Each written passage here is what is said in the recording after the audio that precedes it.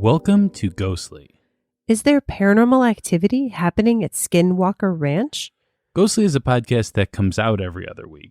In each episode, we take a ghost story or paranormal event and look into its complete history. Rebecca then gives us evidence proving that the story is real, and my job is to debate those pieces of evidence and get you, the listener, prepared to vote on if it's real or not. If you haven't yet, please hit that subscribe button. And as always, we're your host. I'm Pat. And I'm Rebecca. What's been going on, Rebecca? Just getting ready for the holiday season. Yes. And I maybe we should take this time again to remind everyone that there will be no new episodes in December. We will be coming back on January 5th, I believe it is.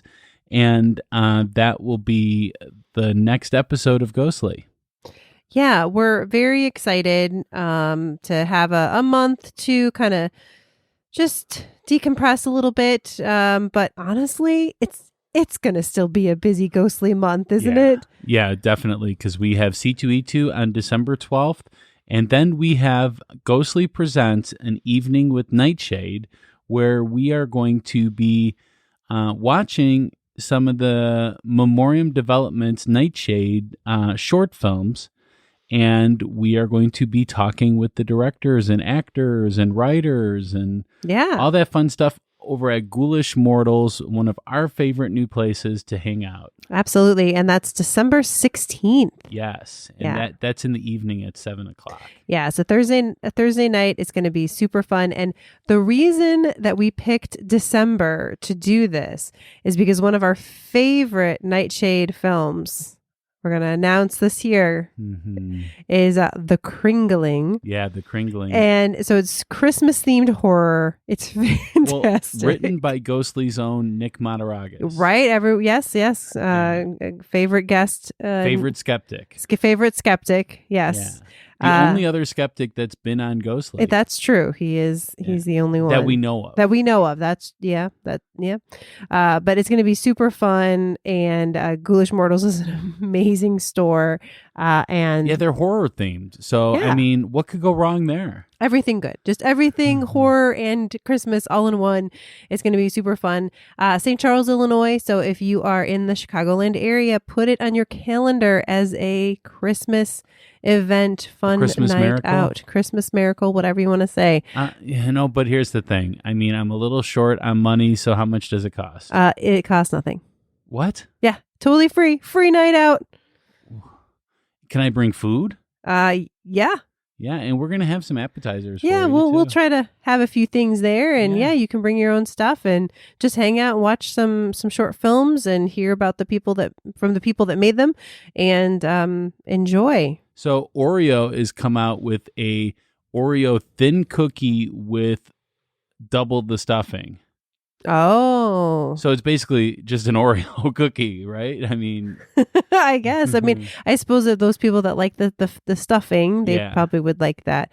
I am not that person. What? Oreos, so it's been annoying. I've noticed a trend over the last, 10 years or whatever, where almost every Oreo is like a double stuff Oreo. I mean, that's like normal.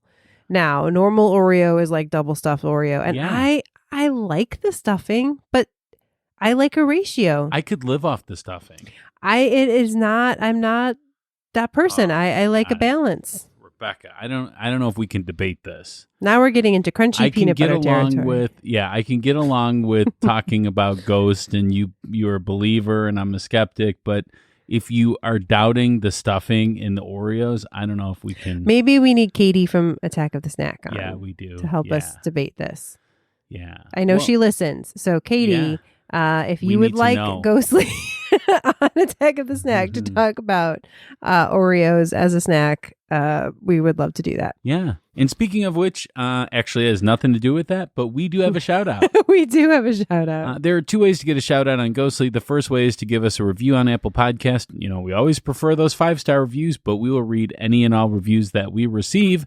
And the second way is to either buy us a coffee on buymeacoffee.com/ghostlypodcast, or just do what the cool kids do and go to ghostlypodcast.com and click on the buy us a coffee button. Yeah. All right. So this episode, we have a review. Yes. All right. It says, let's go with 2 exclamation marks. I'm loving the excitement.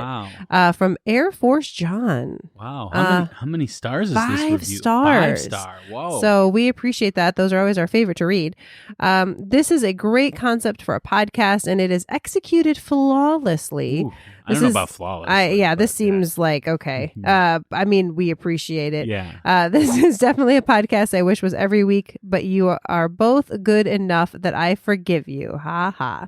I'm almost caught up now, and I'm not happy about it. Keep up the great work, and looking forward to the next episode. Well, coming in January, there may be a way for you to listen to us on a weekly basis. I mean, we're not ready to announce anything yet, but yeah, we're not announcing anything yet but until January. Stay tuned. Stay tuned for more. So slap us with some of that listener mail that you got. All right. So spill the tea, Rebecca.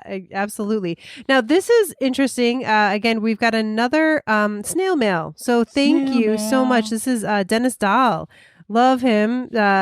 He's been a frequent, sender of things, and we really appreciate that. And we appreciate the snail mail. He typed this, so thank you. My eyes, thank you for that.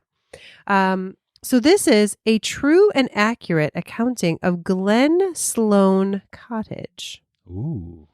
In 1983, I was stationed on the USS Hunley AS-31, ported in Dunoon, Scotland, on the Holy Loch. Oh, there's just a lot of words there. There's a lot of words there, and I apologize. I can't do a Scottish accent, but we'll just go with it. I had been aboard ship for 6 months when I had the opportunity to move off ship. Some friends I knew were shipping out and had a cottage that was going to be vacant. It was on an old sheep farm. The lands were rented out, but the cottage was available. The Duke of Argyll was the landlord. Like, when does this take place? Like, this is 83. Duke of Argyll. The cottage was made of fieldstone, whitewashed, and looked very cozy, just as you would imagine a Scottish cottage would look like. It was built in 1598. Wow. And the only heat was coal fireplaces in each room. There were 3 bedrooms, 2 upstairs and 1 downstairs. There was a small kitchen, living room, and a bathroom to round out the living space. To access the cottage, you had to drive up, open the gate, drive through, close the gate. You don't want the farmer's sheep to get out. Then drive a quarter mile up the 2-rut driveway to the cottage. It was beautiful and scenic, and most of all, quiet. The perfect getaway from a noisy ship. When the guys were showing us around, they said that there was a ghost in the cottage, but other than making some noise, it seemed harmless. My friends and I thought this was going to be fun. What did we know? 19 years old and away from home for the first time. My 2 roommates were both friends of mine from my division on the ship. I'll call one Ed, not his real name, and Steve, not his real name. We moved in, which did not... So it's Ted and Beeve. We moved in, which did not take long, 1 sea bag each. Thankfully, the place came furnished. The cottage didn't have closets, but each bedroom had a huge bureau for hanging clothes. The one in my room was made in 1774. It was older than our country, and they still use it. I don't know why I added that. Hashtag pet facts. I am fascinated by that. I mean, to live in a place that is made in the 1500s, and you're using a piece of furniture from the 1700s. I don't know. I can't even imagine that. It's crazy. Ed, my roommate, bought a stereo, and we set that up, and his folks sent over his record collection. Yes, I'm old. Everything was set, and we were going to have a housewarming party that weekend with some people we met at the local pub. The night before the party, we were sitting in the living room, and we could hear people running up on the 2nd floor. All 3 of us were there, so we went up to check it out. No one was upstairs, but all the bedroom doors were open. With the coal heat in the fireplace, it kept the room warmer if you kept your doors shut. We chalked it up to the ghost and closed our doors. We were back downstairs listening to music, George Thorogood, and the footsteps sounded again a short time later. Once again, we went upstairs, and nothing but the bedroom doors were open again. If you've ever lived in a house where carpeting was added later and the bottom of the doors were not trimmed, you would know that the doors do not open easily. No. Also, there was fresh coal put in the fireplaces. This is a very helpful ghost. I know a lot of times in the UK and stuff, they use peat moss. Oh. For their fires and stuff, I don't know. He mentions coal, but yeah. Wow. This was in the 80s, I guess. I don't know. Yeah. This became a regular occurrence and we pretty much ignored it. I mean, right? I guess it's opening the doors, but if it's stocking up your fireplace. Skip forward a month. Ed had taken an opportunity to work shore patrol on nights, so we only saw him on weekends.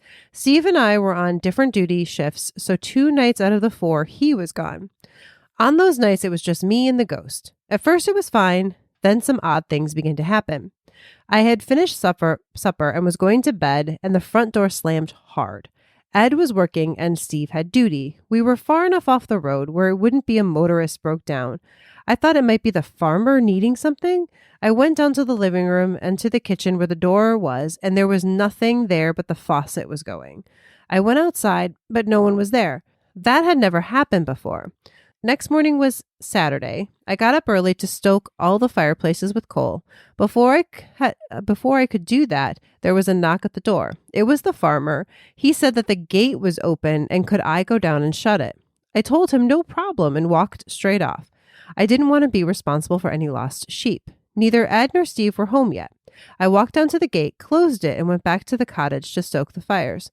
When I arrived at the cottage, the door was wide open. I went inside and could hear the running steps upstairs. The faucet was on, and there was a dead bird on the counter on top of the kitchen, or countertop of the kitchen. Yeah. The stereo was also on, and George Thorogood was on again. The album was not out when I left. Not even on it. Was not even out. Wow. Needless to say, I was freaked out. I stoked the fireplaces downstairs and went upstairs. Both doors were open and there was fresh coal in the fireplaces. Okay, this is the handiest ghost. I closed the doors and went downstairs to turn off the music and put away the record. I felt very uncomfortable, so I decided to go for a walk. Understandable. I walked down into town about a mile away and had breakfast and came back. Ed and Steve were there, and Ed asked me why I would leave the stereo on. He said when he came in, George Thorogood was on and the volume was turned up. I told him about my morning, and he said he has had similar experiences during the day. When we went to pay the rent the next week, we asked about the cottage, and we found out back in the early 1700s, the farmer who rented the land had just been notified that he was being kicked out. It was winter and he had no place to take him and his 2 children. Apparently he snapped and took an axe to his wife and then chased the kids upstairs and killed them. When it was found out, he was hung on the property by his wife's family. Ooh. After that, we all agreed we were going to move out at the end of the month. Things started getting worse and I left after 2 weeks. Constant banging doors, slamming, and that constant running footsteps. I dreaded going there. After I left, my 2 friends were back on the ship the next week. I took my wife to Scotland 20 years later, and we stopped at the local pub. I was pretty sure I knew how to get there, but I asked directions. We found it after a bit and drove up the drive.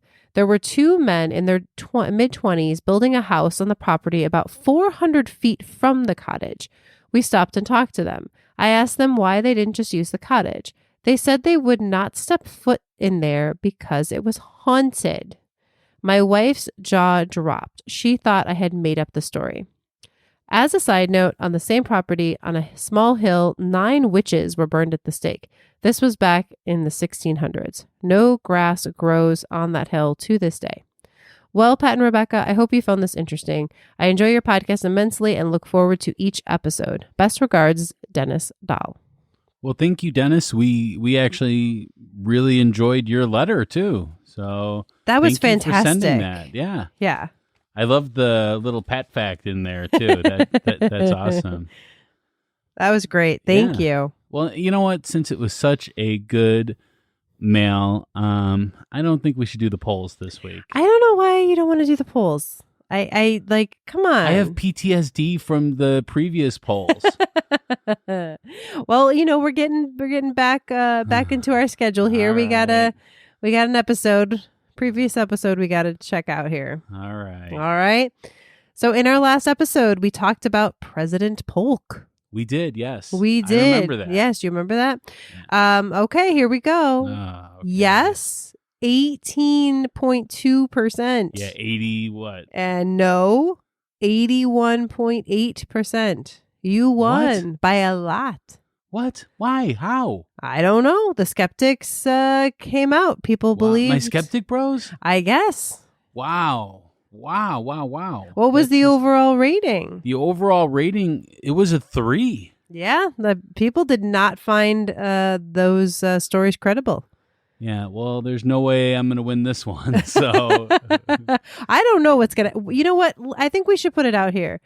I don't know what's going to happen with this episode. I don't know either. I don't know where either of us is going to land. I mean, a lot of times we kind of tease that I might walk out of here a believer, right? Mm-hmm. But this actually, I may, because so the thing that a lot of people don't know is that, yes, I am a skeptic when it comes to ghosts, and Rebecca is a believer. But when it comes to UFOs, I am a big time believer in UFOs, and Rebecca is a hardcore skeptic. I mean, hardcore might be a bit extreme, but I'm a lot more doubtful about some of this stuff than you are. How? So, I mean, do I think there's life out in the universe? Of course, statistically, very, very likely. Do I think that they're coming here and, yeah, I don't know about that. Well, I mean, we're going to find out in this episode. I mean, there's a lot to talk about. It's. So I think this may be the biggest episode of Ghostly's history. In our 3-year history, I think this might be the top. It could be. There's so much going on here. There is definitely. It is a story that we wouldn't usually cover because it's not just a paranormal story. Skinwalker Ranch has plenty of paranormal, but it also has some ancient legends and some UFO stuff going on. Yeah, I mean, there's a lot of things happening. Tons of stuff there. A good friend of mine and the podcast, Justin, requested this episode a while ago, and I only knew this place for its UFO sightings. I didn't know anything else. But when we looked into it, it's got so much more than just UFO stuff. So much so that we felt that we couldn't just do it ourselves. We couldn't just tackle it alone. We needed to call in an expert for this one. Definitely. But we needed an expert that knows about the paranormal and cryptids. Mm-hmm. So where are we going to find somebody like that, right? Oh, well. So it just so happens that we know of one of these such experts. I at least call him an expert. He never calls himself an expert. No, but he is. He is, and he knows everything. We are referring to Jack Chavez. The man truly knows everything about anything. Well, at least when it comes to paranormal and cryptids. I mean, none of us know everything about everything. I would trust him to do like trigonometry. Okay, maybe. Yeah. I mean, I think he knows. I mean, I don't know that he everything. doesn't know how to do trigonometry, but What are you saying? That he doesn't? I don't know. So we called him up and asked him for opinions, and we never expected this interview to be so long. But it was just so fascinating that we couldn't stop talking to him. Yeah, it was great. Yeah, absolutely. So thank you, Jack. And here's what Jack had to say. All right. Welcome back to Ghostly, Jack Chavez. Hey, guys. How are you? Good. How are you? Pretty good. So we have a really big episode here, and this is one of those episodes that we've never done one like this, where it crosses over on all the different forms of paranormal, or I don't even know the word for it, but supernatural maybe. Yeah, that's maybe a good word. Yeah, where it's got UFOs, it's got cryptids, it's got everything. It's got paranormal, it's got everything. So we needed you for this episode. Well, I think the term that you're looking for is high strangeness. Ooh, high strangeness. There it is. Nice. Yeah, it's a term that was popularized by John A. Keel, who wrote the Mothman Prophecies. Oh, Okay. bye. Yeah, and what the term means is a phenomenon that's taking place that incorporates various aspects of the paranormal. So, the events that took place in Point Pleasant, West Virginia with the Mothman and UFO sightings and poltergeist activity, that would be considered high strangeness, as well as what took place on the Skinwalker Ranch. Okay. So are there a lot of cases like this where it incorporates a lot of the different fields? It's rare. It's It's rare. really Okay. rare. I would say, Point Pleasant and Skinwalker Ranch are the two most famous ones, but you do come across here and there, um, cases like this. There used to be a blogger online. He kind of stopped writing that I was in communication with, and what he talked about is his block, back when he was a child. This was in I believe this was in northwestern Illinois, Oh, where Hmm. he talked about his block experiencing poltergeist activity, UFO sightings, strange shadows in the block, and people, all his neighbors would experience it. But again, it's a case that never went public. It never became famous. Interesting. But yeah, it had a lot of this confluence of strangeness. yeah. Yeah. Do you have any theories of why there would be so much stuff going on in these particular places? Uh, you know, it sounds so cliche to say in the paranormal, but really the only thing I could possibly think of is a gateway, a portal, perhaps. Portal. Okay. Yeah. And I really don't like using those terms because it does sound so science fiction Yeah. and a cop out. But I'm not sure. I can't think of anything else really. Makes you Yeah. think of like Stargate or something like that.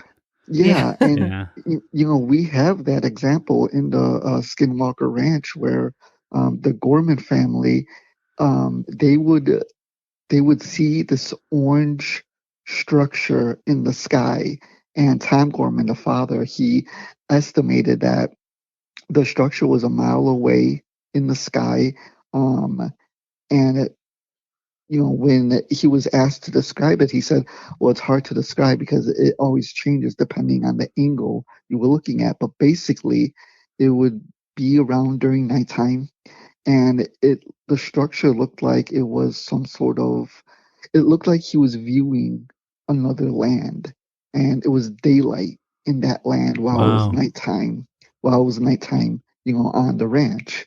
But it looked like it was daylight, and he said that him and his family would see blue sky on the other side. And at one point, he said that he was looking at it because it would happen frequently, and he was looking at it, and he saw a some sort of black flying vehicle Mm. go through uh, the structure, and then it would exit it and then enter it. So he was convinced that he was probably looking at some parallel reality. Wow. Interesting. Well, I know you know, we've been watching the TV show that's been on about Skinwalker Ranch Hmm. on the History Channel, which can be a little bit, but Yeah, yeah. what interested me about what you said was a mile up, Yeah. because they did some research and found like high levels of, they just said to be generic, gamma radiation, and they estimated it Hmm. to be about a mile up. So that's Yeah. kind of Huh. interesting that different people at different times have found strangeness Yeah. up Right. above the ranch. Oh, that uh is really interesting. yeah, and they also talked about either like portal or like almost like a wormhole Yeah. situation. Well, what was really Yeah. interesting to me, though, is that the gamma rays increased the further you got above Earth. So it wasn't coming from the Earth, it was Yeah, coming from Huh. up in the somewhere sky. else. Yeah. Yeah. Okay. So, are you familiar with Native American culture? And the Yeah. Skinwalker concept. Yeah. Yeah. So Yeah. Go can ahead. I'm can sorry. you tell us what you would say a skinwalker is? Yeah. So a skinwalker it is a powerful witch that's able to transform itself into an animal. Now there's kind of different ideas about how this happens. Some believe that it was a medicine man that became too powerful, and inevitably, when you acquire a certain level of power, you kind of for lack of a better term, turn to the dark side. Yes. So, Yes, get corrupted, right? You sure yes. this isn't Skywalker Ranch? Yeah, there you go. So, but yeah, it's prominent in many Native American peoples, the idea of the Skinwalker. But there's also, it's important to note that it's also believed that a powerful witch is not necessarily malevolence. There are, good medicine men that are able to, transform into birds and such. But the idea that we have of the Skinwalker being malevolent, I don't want to make it seem like it is a modern belief, because it really isn't. Because many Native American peoples do have a belief that the Skinwalker is malevolence. I just want to say that, yeah, there are powerful medicine men that could also transform. But yeah, the Skinwalker, the Ute people that lived near the Gorman Ranch, they did believe that a Skinwalker has been in the area for generations. And when you combine the Skinwalker sightings or Skinwalker beliefs in that area with the other phenomena, it kind of makes you think that when you reach that level of power as a medicine man, you're able to transform. Do you also attract other phenomena? Sure. Whatever UFOs are you attracting them as well? What if UFOs are not just nuts and bolts machines? What if they are, these energy plasmas, like many believe, like Jacques Vallée, the scientist who worked for NASA and studied UFOs. By the way, he's going to be in the next episode of Coast to Coast on Sunday. Oh, wow. All right. Yeah. Awesome. So, Jacques that's a good one to check out for sure. Thinks that they are some sort of, psionic power, that there's some sort of plasmic energy. So, do Skinwalkers attract these things? Are they able to open, not just transform themselves, but open doorways to other realities, and not close them? And is that why poltergeist activity happens as well? Yeah, because I will say I was surprised to read about people hearing footsteps. Yeah. Or, you know what I mean? Kind of having that feeling of being watched, and some of those kind of poltergeisty things that, could be, again, kind of weird energy can make people feel that way. It doesn't always have to be like a ghost. Right. It's not a ghostly explanation. Sorry, I like to. I'm just glad that there's no women in white in this story. Not that I have heard about. Yeah, no, but but you know what I mean? Like, I think that is kind of interesting that there's, that is such an interesting idea to think of UFOs as like an energy source, right? Or generating thing, as opposed to like a physical, like made of metal, like you said, nuts and bolts object. Yeah, that is yeah, okay. Wait, well, go ahead, Jack. I'm sorry.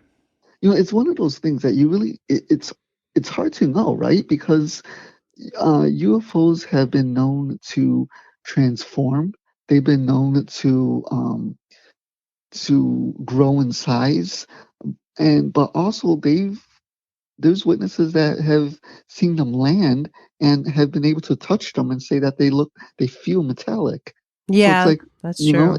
What if it's some sort of metallic technology that's able to, bend and morph? So I don't know. Yeah. Well, the one thing that I've been thinking about recently, and I am a UFO believer, unlike Rebecca, she's the skeptic. I am a bit more skeptical. That's why I'm like, okay, like I could maybe buy like a energy source or something. Yeah, but so I am more of a believer. But what I noticed is, as the years have gone by, our vision of what these UFOs look like have definitely expanded. So, like back in the 70s, they looked like something out of the 70s. and out of the 80s. Right. They look like something out of the 80s. It's like as time goes by, it's more just like what we would interpret it as.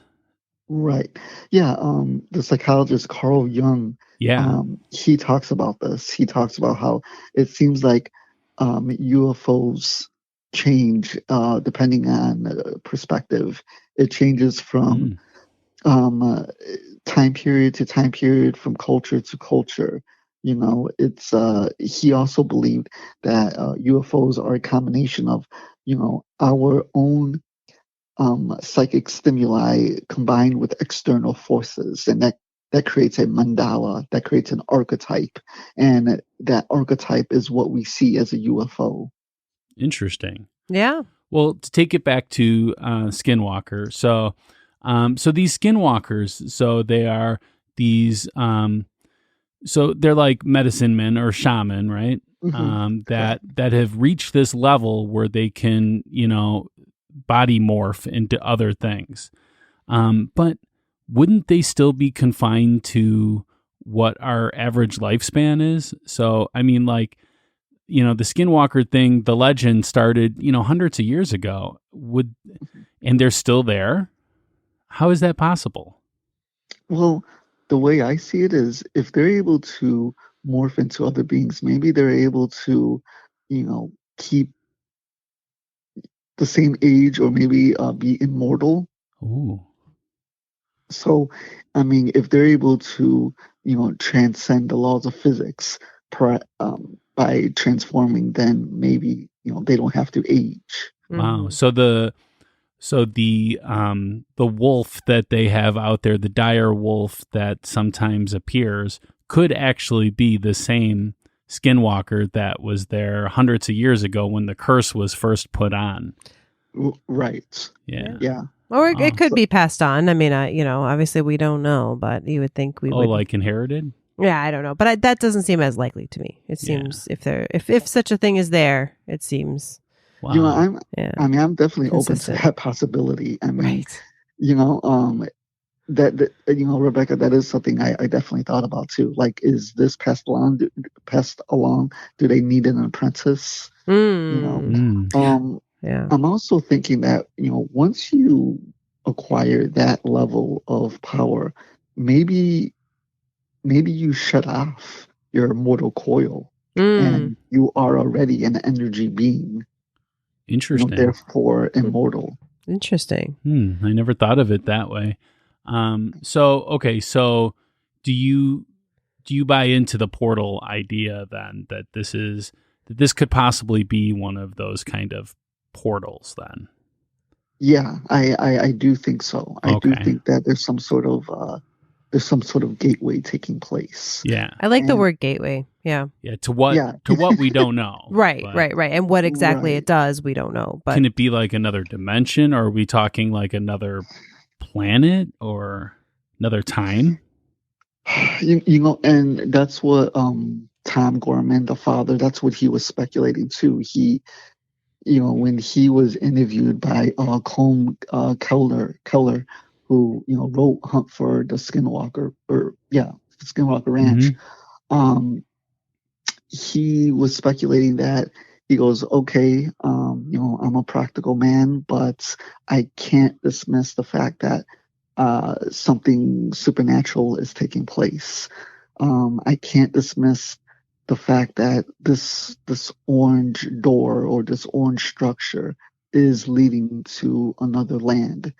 And he was thinking, but he said that he wasn't sure if it was another time period, if it was a parallel universe, another dimension, another. So it's one of those things you don't know, but it's definitely something like that. Mm-hmm.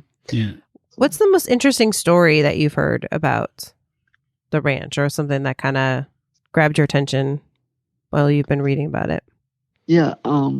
It's really interesting. It's like no harm was coming to the family. The animals would die, or they would disappear, but it wasn't attacking the family, like not attacking them physically. Like, for example, the wolf didn't attack the family. It actually walked around them They reached out, they touched it, and then all of a sudden the wolf ran toward the animal.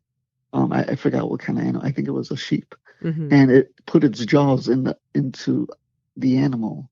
And then their cattle was disappearing, or they would turn up mutilated. So, whatever the phenomena wasn't hurting the people.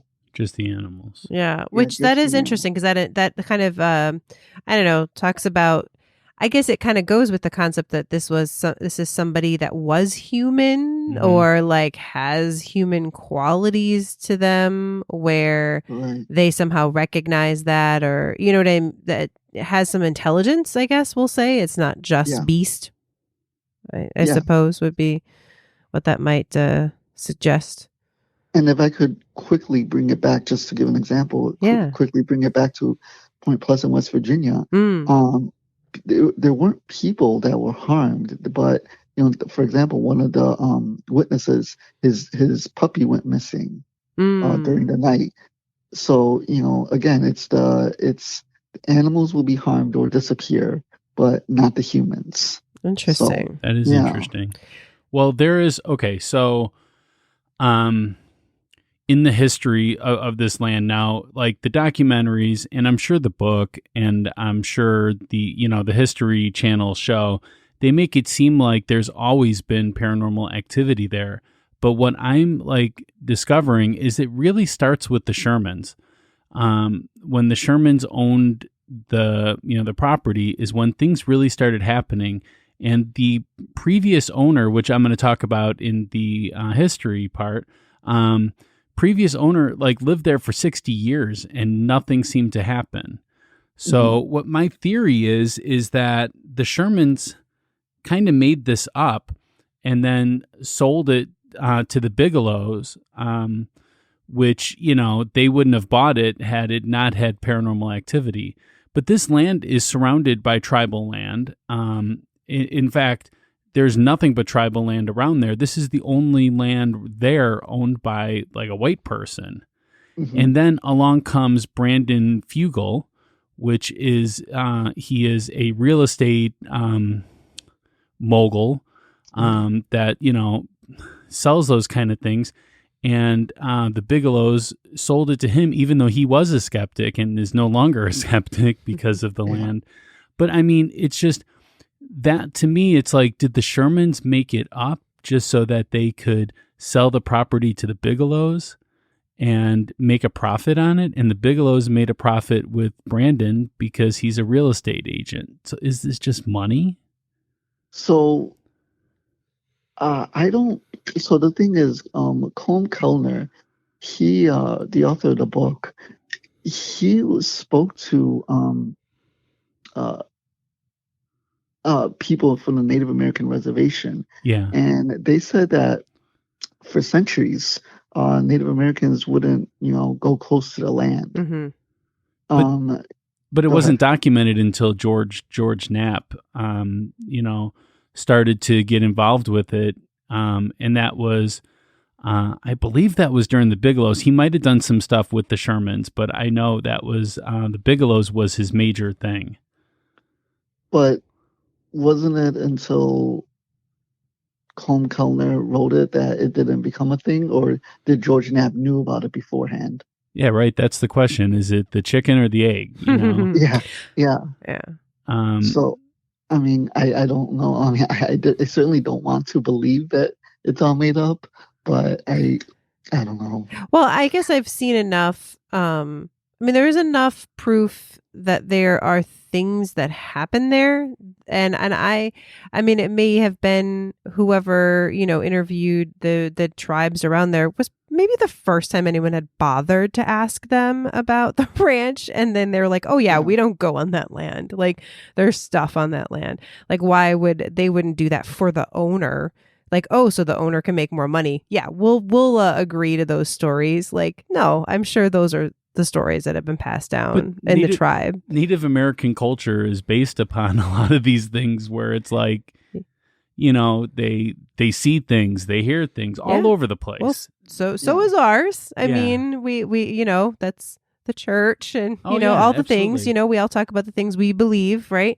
And our way of explaining the world. But right? I mean, you're talking to people that this is their being. This is part of their culture. So of course they're going to be like, yeah, we've been seeing stuff there for years, Yeah. Well, and I think that, yeah. So, Okay. yeah. I mean, so when we say like there hasn't been things happening there, what I'm saying is this is for them. Yes, they have seen things and things have happened there. So, I think maybe what has changed too is having people on the ranch that are maybe more active, maybe are disturbing things a bit more.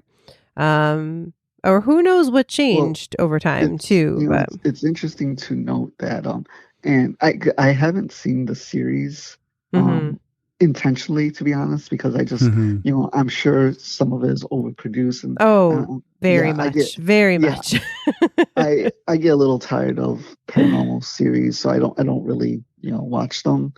But when you look into it, I don't know if it mentions this in the series, but the SAIC, the Science Application International Corporation, is connected to experiments on Skinwalker Ranch. Yes. Yeah, and that was because of the Bigelows too. Is because they So the one thing that I will say is the Bigelows were all about the science too. They wanted scientific fact that proved these kind of things, which, I mean, if there was scientific fact that they found and that they didn't release, I mean, that would have made the news. I mean, this would have been like factual and not just a debate then. So, yeah.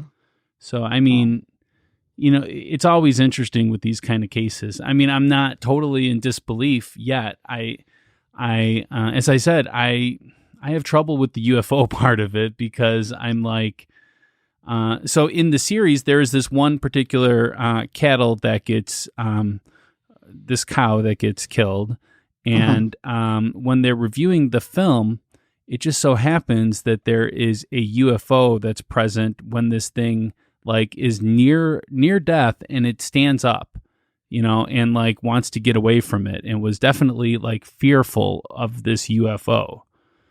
And I can't argue stuff like that. I mean, it's unless you're there, you can't. Wait, they had footage of this? Yeah. That's the thing. That's why there's footage. There is absolutely on the their instruments. You definitely get levels of things. One thing I want to ask you about, Jack, what do you know about radiation at the ranch? Because they did talk about how there had been, obviously experiments, nuclear, experiments not too far from the area. It didn't seem like it was right 300 there. miles away. Yeah. I mean, but things travel, whatever. But they certainly would register some radiation every so often. So I don't know if you had heard anything about that. So in the book, it mentions how Dr. Jacques Vallée, the UFO researcher, he did experiments. I shouldn't say research, and a lot of UFO cases, when it was a close contact, the people were sick, and they were found to have radiation on them. No one on the ranch experienced that, but it goes into kind of detail about how people have died. People have died from close encounters with UFOs from sickness, and it looks like it was from radiation poisoning. Now, when people go on the Skinwalker Ranch, they do experience dizziness, shortness of breath, panic attacks, and these are also symptoms associated with radiation poisoning. So, the author kind of goes into like, is there a connection there? So, there's definitely like some weird overlap between the paranormal and radiation. There was a blogger that I used to follow, and he talks about how it seems like when radiation is around, he doesn't actually even talk about UFOs. He says when radiation is around, there seems to be more ghostly activity. Interesting. Yeah, it's really interesting, and the science is a little bit above me, to be honest. But Nothing's above you, Jack. oh, you'd be surprised. But yeah, that's something that I do want to look further into. Well, and you wonder too what comes first, you know. Yeah. Again, the chicken or the egg. Yeah. Right. Well, yeah, that's the thing, and that's what I was. That's what I was kind of getting at with the Science Application International Corporation and also the Department of Defense, being involved with the Skinwalker Ranch. Is it, what is the chicken and the egg, So yeah, are they behind some of the phenomena that's taking place there? Are they manipulating it? I once read, this was online, I once read somebody posted, it seems like the Department of Defense is weaponizing the paranormal, and they're doing it from the Skinwalker Ranch. I'm sure they would love to. Yeah, right. Yeah, right. So, it's really fascinating, like who got there before? Was it, some rogue faction of the government, or was the phenomena already there? And now they're trying to manipulate it, or it's what the heck is going on? Oh, absolutely. Well, I have one last thing. Yeah. So, in this series and in the documentary, and I'm sure in the book, digging is a big deal. It's a huge deal. Like, you're not supposed to dig on Skinwalker Ranch, and that people that have dug on Skinwalker Ranch get mysteriously ill. Like, this one guy had this brain thing going on where his head swelled up. So what do you think that could be? If you think the portal is down below then, because it's supposed to be a mile up, right? Yeah, it could be, but is it possible that they're being poisoned? Like, it's when you're digging, there's some gaseous thing come up. So could it be radiation? It comes up and it causes them to be sick. Well, I do think so. I just was thinking, my connection I made was, so if we're talking about the Department of Defense, so, I go a little less extreme with some of this, but it's could I imagine that they develop some weird weapon or version of something that they're like, oh, this is bad. We this doesn't work. We're just going to bury it in this ranch area and just tell everybody, you know what, just don't dig. Bad things happen to people that dig, so that no one digs find it. I mean, they're notorious for doing stuff like that. And that would make sense, because my theory is that something is under the earth, and I have no facts to back this up, so this is just me going, I think maybe a UFO crashed and it was buried underneath the ground in this tribal land where Native Americans respect the land. They're not going to dig it up or anything like that to find this thing. So everybody's got it made, and then the UFOs come because they're checking on it, especially when new people come on the property. Supposedly, that is a big thing. When new people come on the property is when there's more activity. Yeah, that's some. I was going to say something similar. Yeah. About the crashed UFO. I mean, it sounds silly, but is that a possibility? And if UFOs aren't just nuts and bolts, and they are these energy sources, then what if they're emitting something? And there's your gateway then too, Right. Yeah. Well, and I know there was one thing too where it was it was almost like they got a blast of radiation, and then when they went back to check to see oh wow, is this radioactive? Do we need to do something in this area? They couldn't find anything. So it was just a really one-time thing. I mean, his stuff he was wearing a counter or whatever, and it did register. It wasn't he just I think I got radiation. No, he did. So, it was documented. But of course, what's the source of that? But it was just really weird to just that doesn't usually just happen in one burst and then it's gone. That's not normally how radiation works. So that seems different. what I like about the Skinwalker Ranch story is that, especially with the Gormans, this was not that long ago. It was in the mid-90s. And a lot of times when you hear about this phenomenon, it's always like so many decades ago. And, but this happened in it all accumulated in 1994 Yeah. when the Gormans finally left, 94, 95, something like that. And, it's I don't want to say fresh, but it's not that long ago. No. And it's really interesting to hear or read, what they experienced and what it would have been like, because well, vaguely, but I remember what I was kind of doing during that time. And you got to think that these people were experiencing cattle mutilations. Tom and his son Tad, they went down a canal at one point, and they came across their first cattle mutilation, which their cow had a perfect incision in it. It was in the rear end of the cow, and it was a perfect incision with the insides taken out and no blood loss. Tom talks about how he would go out on his porch of his home, and during the night, and he would just see shadows going by in the distance, as if like creatures or people were walking through the trees, So it's all this weird, crazy phenomena, and it wasn't that long ago. It's amazing. And still going on. People are still finding things, still recording things, allegedly. And I also feel like there is just something with the land itself.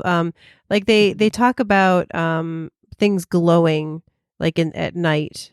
And to me that almost seems like it's just some sort of maybe some natural phenomenon that happens there. But again, maybe it's mixing with, it's like something that you would find anywhere, but then when you mix it with the weird energy, the gamma, the whatever, it like glows. I don't know. It's weird. That's an interesting point that you said right now about the glowing, because recently I was looking into how there's been like, laboratory experiments involving lights, and like if, one green light, one red light, and they would go off at different times. And what that's supposed to do is induce hypnotism. Now, I was reading about this, and I'm kind of connecting it to the UFO phenomena. Think about how UFOs are able to change colors, from blue, from yellow, from red. What if it's some sort of hypnotic reasoning for changing colors, and people who are witnessing this are being hypnotized? Perhaps that's why when they're allegedly abducted and returned, they don't remember because they're hypnotized. Yeah, that's interesting.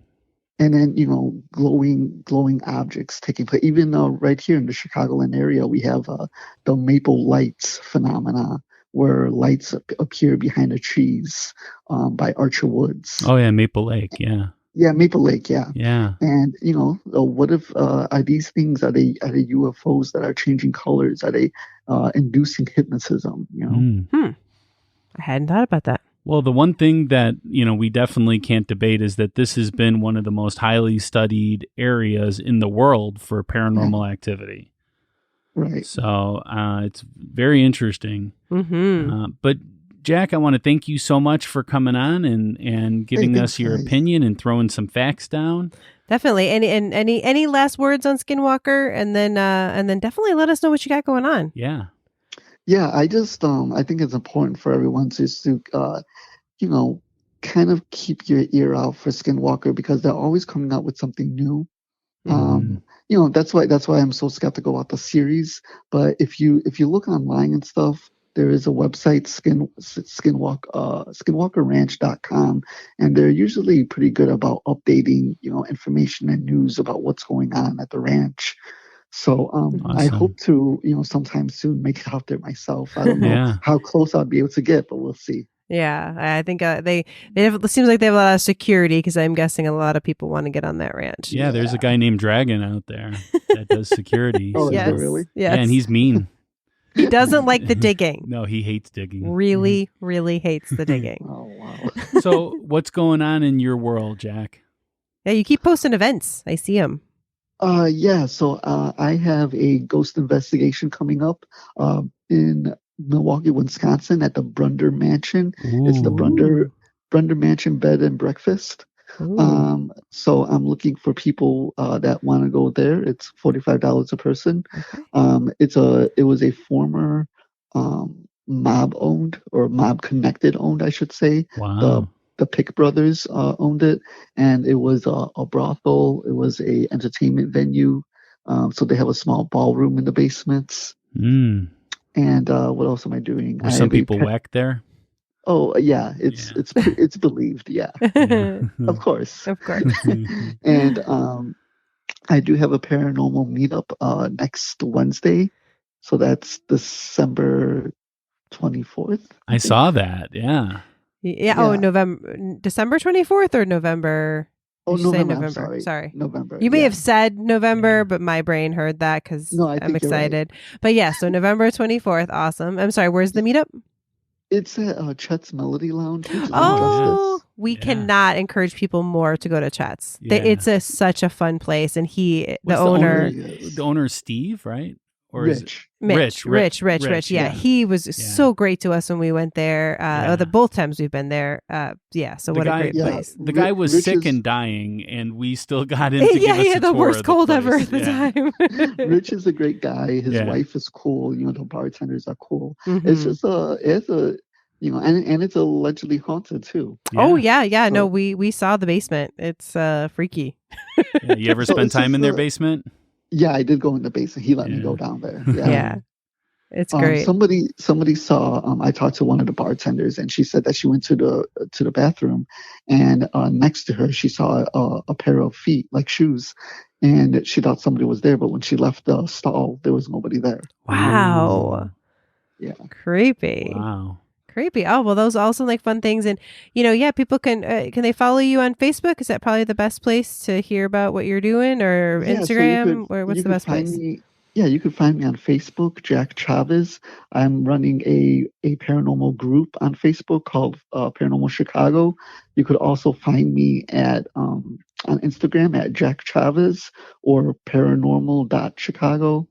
Nice. And then I also have a website, parachicago.com, which is under construction, but I'm getting there. That's going to be awesome. Awesome. So, yeah. Let us know how we can help with that. Well, thank you so much, Jack. We really appreciate you coming on. You definitely gave us something to think about here. Yeah, definitely. Helped us bring it all together. I appreciate it. All right. Awesome. I don't even know what to say about that interview. I mean, I love talking to Jack. Jack knows everything, as I said. I mean, we did not prep him for any part of this interview prior to the interview. I mean, he knew the topic, but he didn't have our list of questions or anything like that. Yeah, but he knew the topic like last week. He couldn't have read the book in that short a time and know all that information and memorize all these names and places and... Yeah. No, he definitely just had that in his head for sure. My God, Jack. Yeah. So, all right. So I'm ready for a ghost story. Okay, let's get into it. Yeah. All right.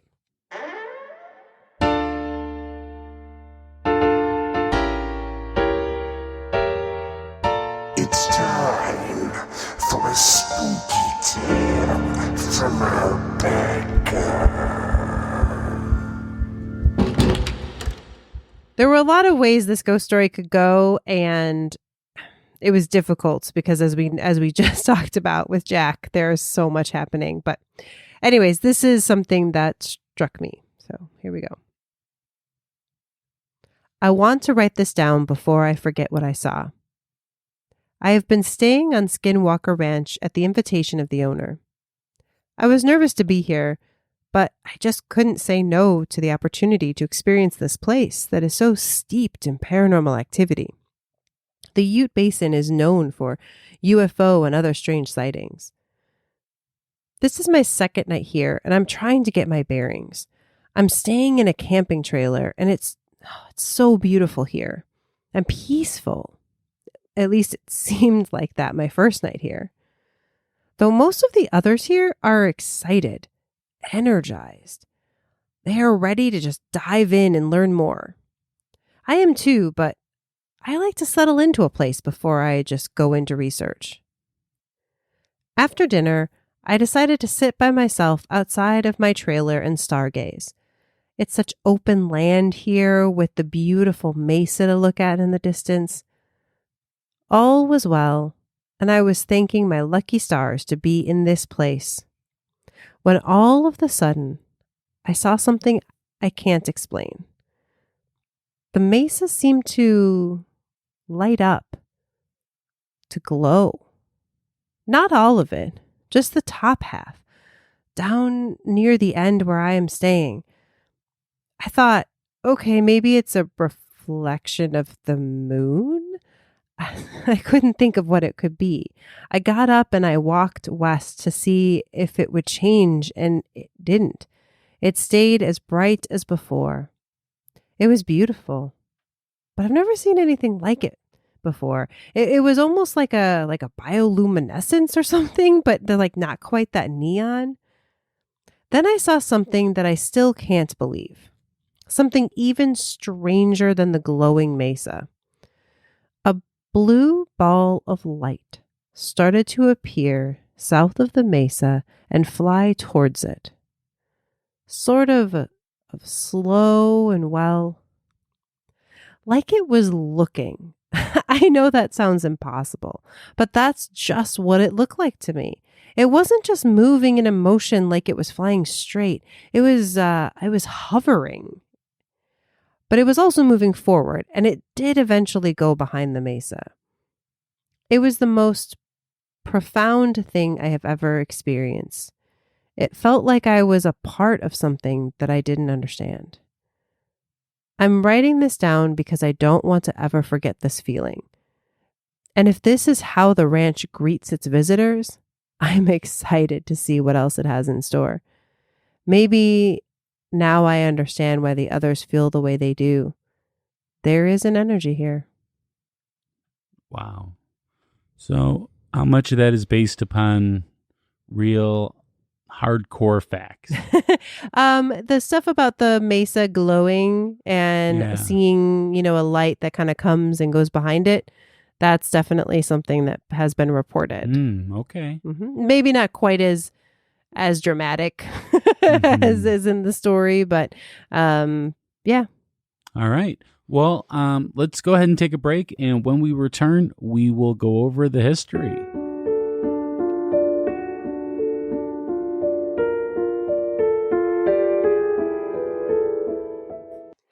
Pat, what do creepy stories, funny ghost memes, and inside ghostly information have in common? My life. Well, yes, but no, it's also Ghostly Society on Facebook. Oh, yeah. I mean, that too, of course. But aren't all ghostly listeners in Ghostly Society? Not yet. What? I mean, that means that they're missing out on all my jokes. Yeah, they are. And missing out on chatting and sharing with other listeners and us, of course. We love talking to our listeners. If you haven't yet, you should consider joining our private group on Facebook called Ghostly Society. Let's hope now they will. Unless they're a woman in white. Uh-oh.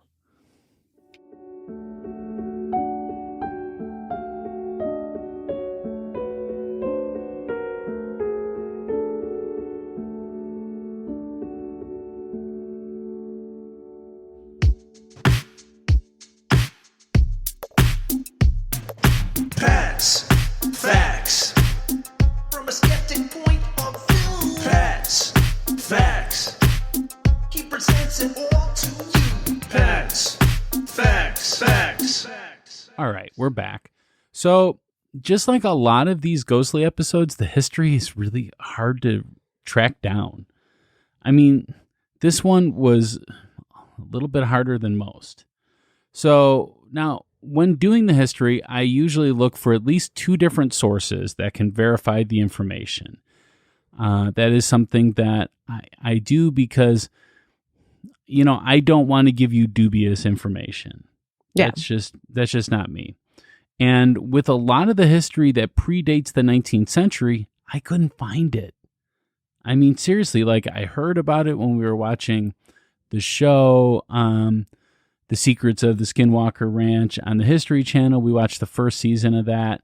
And I watched the documentary, The Hunt for Skywalker, I believe it was. Okay. Or Skinwalker. I was going to say, yeah. ding, ding, ding. We Yeah. knew that, well, we talked about this with Jack, like, or I don't know if we did it on the recording, but yeah, we're going to call it Skywalker Ranch. It's going to happen. We're both big Star Wars nerds, so we're going to try not to. So Skinwalker Ranch. But none of those things I could really verify. So I don't know. I mean, I want to believe some of the stuff, but I don't necessarily want to put it out there. So I'm just saying, I will give a little bit of that, but I'm going to stick mostly to the facts here. Okay. Hashtag Pat Facts are Pat Facts, not tales from what people say. Yeah. I mean, I found some urban legends about it, but there's no documented dates or times, and no two stories could be verified in any way. Okay. All right. So first of all, I thought we would go over the owners of Skinwalker Ranch. Okay. So in 1905, Monk Chavez bought Skinwalker Ranch and kept it for around 11 years.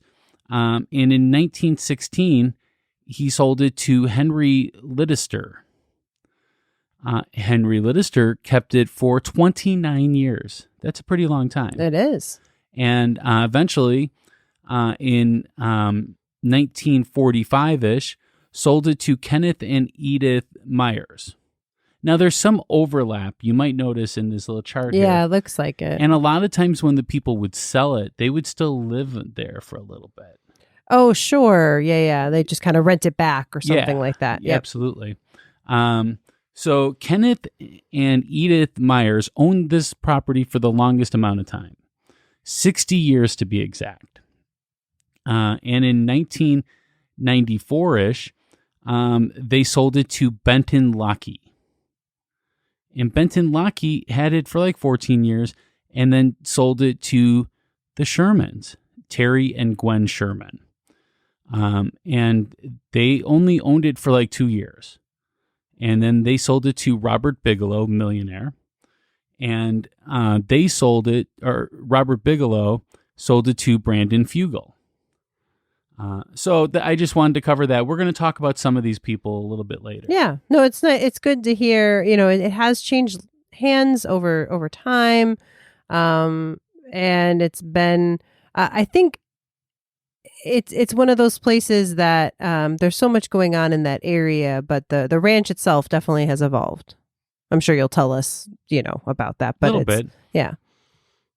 It's dubbed from the Skinwalker, which is a Navajo term. As Jack was telling us, it's a legendary shape-shifting shaman. That's fun to say. Shape-shifting shaman of the Navajo myth. The legend says that when the settlers arrived and kicked the Navajo off the land, they cursed it with them. And the Skinwalkers are known for many shapes, notably the direwolves. Oh, you like direwolves from Game of Thrones. Yeah. So UFO reports date back to the time of the indigenous people. I mean, it's going backwards in time and asking people then.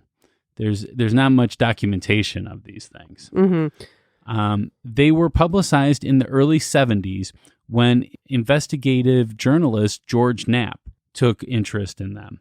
So the area got so well known that the author Colm Keller wrote a book about it. In it, they described the ranch being home to Bigfoot-like creatures, crop circles, UFOs, floating orbs, and poltergeist. Again, it has everything. Right? It's got everything a girl could want, right? The ranch is located in the northwest part of Utah called the Unitin County. It is surrounded on all four sides by the Ute Indian reservations. It is 512 acres of land and has 3 areas of buildings in various stages. Like some of them, like, the housing complex 2 is like mostly, in ruins kind of state. Yeah, all those people you talked about, at various points lived in various buildings around the property. Sure. In 2005, Colm Keller and co-author George Knapp published a book in which they described the ranch being acquired by the National Institute for Discovery Science to study anecdotal sightings of UFOs, Bigfoot-like creatures, crop circles, glowing orbs, and poltergeist activity reported by its former owners. Now, let's talk about some of these former owners, okay? Mm-hmm. I'm going to start with the Shermans. The Shermans owned Skinwalker Ranch for 2 to 3 years, from 1994 until 1996. They bought it from Kenneth and Edith Myers, who had owned it 60 years previously. The Shermans really let the ranch get famous. They gave it the alternate name, the Sherman Ranch. They sold, because of course, you're going to name it after yourself, right? Well, I mean, why not, right? Yeah, but it's not the Myers Ranch. They lived there for 60 years. Well, and I did read that the Myers were the ones, I believe, that ended up really buying like more of the property that made it the size that it is. Yeah, it was 480 acres, and then they bought the rest. Yeah. Which is hard because it was Ute Indian reservation land. Oh, yeah. I mean, it definitely was, the a lot of government involvement, different things going on. Yeah. But I mean, seriously, they're the only white people in the immediate area there. Oh, definitely. Yeah. And Edith, she stayed there until she got taken to, she had to move to a home. Wow. Yeah. So they really love the land. Absolutely. So while they were there, the land got pretty famous. It became what we know because the books were published and everything like that. And stories started to get publicized more and more. And they sold the ranch to mogul Robert Bigelow in 1996 when they were fed up with it. That's what they say. That's what they say. So now let's talk about Robert Thomas Bigelow. So he was born in 1945, May 12th. He's an American businessman. He owns the hotel chain Budget Suites of America. You've heard of them, right? Yeah. Yeah. You ever stayed at a Budget Suite? No. I think I did once. And he's the founder of Bigelow Aerospace. Okay. I mean, good thing he founded it because it has his name. Yes, it's very handy that way. It would have been really difficult had he not founded it. Bigelow has used his wealth to provide financial support for investigations of UFOs and parapsychology. Yeah, he's a big name in the world of UFOs. Yeah, including the continuation of consciousness after death. That's a big thing for him. Yes. In 2011, Forbes estimated his net worth to be $700 million. Wow. Yeah. In 1995, Bigelow founded the National Institute for Discovery Science, as we had mentioned just a little bit before, to research and advance studies of various fringe sciences and paranormal topics, and most notably, ufology. Yeah, he's the guy. He's the guy. Like, if you're into UFO stuff, you know Bigelow. Yeah, he provided a lot of money for it. The organization researched cattle mutilation, which is actually a bigger problem than most people ever really think of. Oh, yeah. Yeah. I mean, a lot of cattle gets mutilated and they have no idea why. Yep. Not just, in Skinwalker. No. Like, it's like a lot of the things that we talk about happen on Skinwalker Ranch, but they're also reported all around it as well. Absolutely. Yeah. And also, Black Triangle reports. I don't know what that is. Yeah, that's like portal stuff, I believe. Ooh. Yeah. Ultimately attributing the latter to the military. Okay. Interesting. The Institute was disbanded in 2004. I always hate it when things get disbanded like that, right? Like the Beatles got disbanded, right? Yeah. Or they disbanded themselves. That's what they did, yeah. Because they were a band and they disbanded. Yes. Yeah. In 1996, Bigelow purchased Skinwalker Ranch. At the time, it was a 480 acres. So maybe it was Bigelow that added on to that. Oh, maybe. I don't know. cattle ranch located in Utah that some believe is the site of an interdimensional doorway used by alien shapeshifters. I mean, that came up with Jack, right? Yeah, right? Like that's a possibility. Well, I don't know if he went into the aliens could be the shapeshifters. No, I don't think we talked about that. So in December 2017, Bigelow was reported by the New York Times to have urged Senator Harry Reid to initiate what became the Advanced Aerospace Threat Identification Program. It's a government study which operated from 2007 to 2012, and it was tasked with the study of UFOs. According to the New York Times, Bigelow said that he was absolutely convinced that aliens exist and have visited Earth. In June 2020, Bigelow founded the Bigelow Institute for Consciousness Studies. Again, good thing he did because it shares his name. Yep. It was to support investigations into life after death. And in January 2021, so very recently, he put up a award of $1 million for anyone who could demonstrate the existence of life after death. Wow. So, yeah, we got to get on that with Ghostly. Yeah. We got to prove it, Rebecca.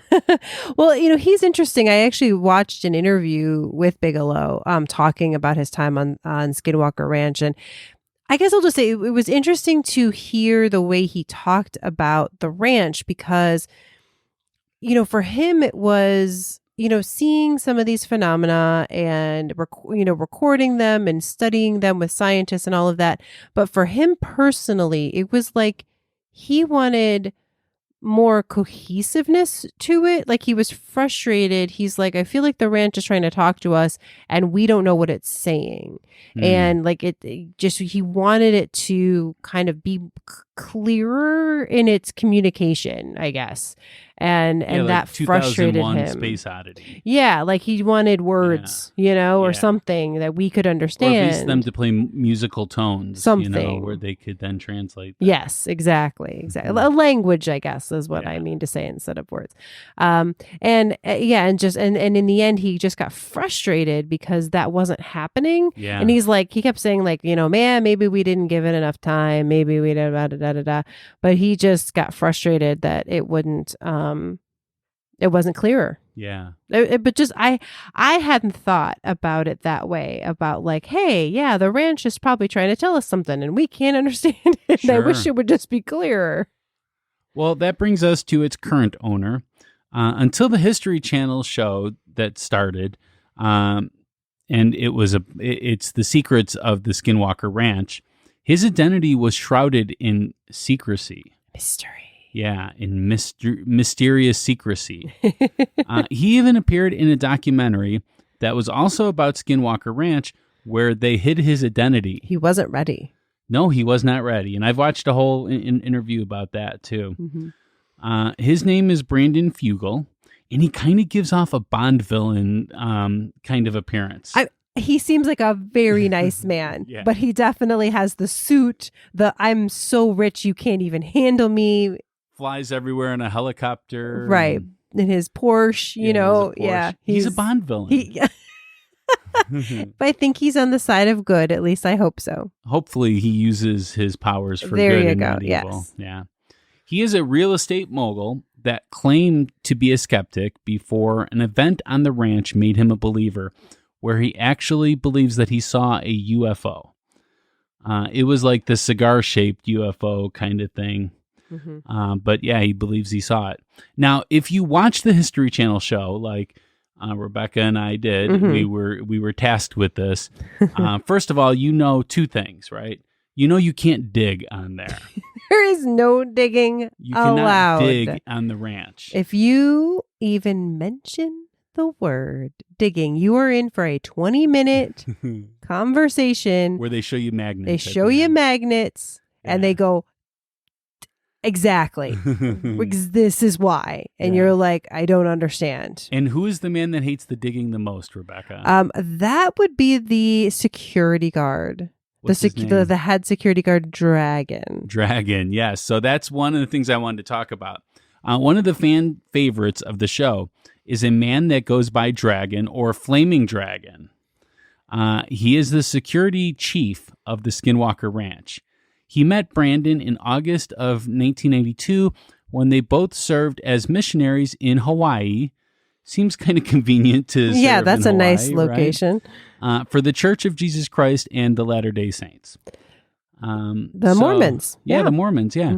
Mm-hmm. He got his name during military operations when he was dropping napalm on people, but the napalm was mixed with something else, so it was sticky. I'm not going to say what it is because it's really gross. I'm very confused by this whole story, but yeah, he was dropping napalm, and that gives off like fire. That's fire. I see. And, there's several flames, so he got the name Flaming Dragon. I see. And he is referred to on the show as Dragon. He is. And he carries a shotgun wherever he goes. Yeah, there's definitely a group of security. Like, don't think you can just go visit the ranch. No, you can definitely. It is not not a destination. By the way, there's only one road into it. Yeah, you're not going to get on. Like, I thought for a second in one of the episodes, they closed this other gate. And I'm like, that gate looked really easy to get in. I could probably sneak in. But the problem is getting to that gate. Right. That's like probably something inside the ranch. Absolutely. Yeah. And there's only one real road up. So unless you're going to walk, 10s or 20 miles or something like that, you're not making it on there. Yeah. So, all right. Well, that's about all that I have for the history of Skinwalker Ranch. Sorry, I wish there was more, as there is a lot of presumed history, but I don't want to give misinformation. So absolutely. And I think, we'll get into the stories of it. And I think that's a big part of it. I would like to just say that it's definitely an interesting place. And as I mentioned just earlier, to keep in mind that it is a part of the land around it too. But it is this weird space that's been carved out and had a lot of different people and animals and things brought to it that maybe it wasn't used to. So It's interesting. It is actually, if you went to Google Earth and you looked at the Ute Basin and you wanted to put a pin in the middle of that, it is exactly in the middle of the Ute Basin. Yeah, very interesting. Yeah, which it looks very beautiful out there. Absolutely. Yep. Very, very cowboyish. If you want to think the West, this is the West for sure. Even though it's Utah, and I don't really think Utah is out there so far west. I think more Nevada, California. Oh, I think of Utah as west, but it looks like a place that you could have some cowboy stew. And, yeah, definitely. I did watch something where they had a fire out there, like a bonfire and stuff, and man, that just looked so cool. I would love to camp there. Yeah, but remember, only if you're invited. Yeah, so otherwise Dragon's gonna get you. Would you camp there if Dragon allowed you to? I would. You would. Okay. Yeah. All right. Well, you heard it from Rebecca. She's not really that scared of the place. I mean, I think it's interesting. Yeah, I would dig. You would dig? No, you can't dig there. That digging is not allowed by anybody. Again, we only watched the first season and we haven't seen the second, but if you've watched the first season, these are very funny jokes to you. Yeah, because they fight for 20 minutes in the first episode about digging on there. Yeah, I mean, it's still a fun show. I highly recommend it. Absolutely, and stuff happens. Absolutely, let me tell you one of my problems with the show, though. Okay. So they went through all of this, and never did they find any solid scientific proof of anything.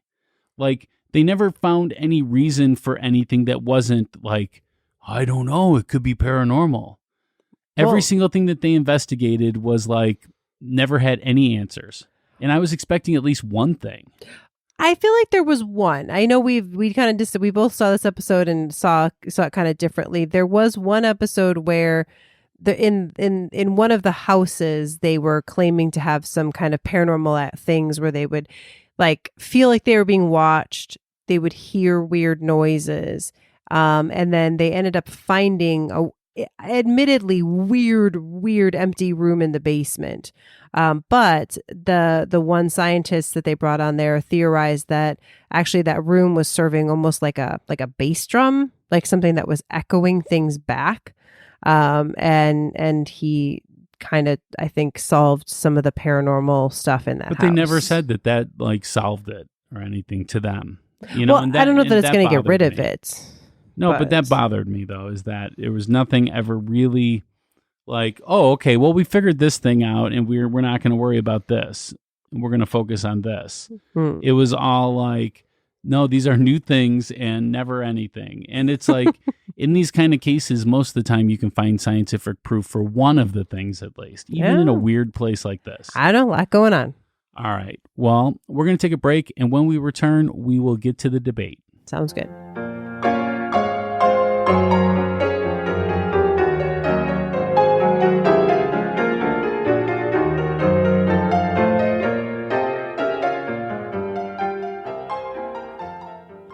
Hey, listeners, did you know there's a way to share with the world whether you're hashtag team believer or hashtag team skeptic? Or, for those who need it, hashtag team the middle? It's our store called Ghostly Gear. Yep, and we even have custom ghostly designs like microclimate or even the Easter Island Massacre or of the ghostly logo. Just visit our Ghostly Gear store right on ghostlypodcast.com to order your t-shirt, hoodie, mug, mask, whatever. Okay. I think we got it. They just need to visit ghostlypodcast.com and click on Ghostly Gear to order right on the website and send us any ideas that you have for new merch. Exactly. Order your merch today and send us a pic of you in your ghostly gear.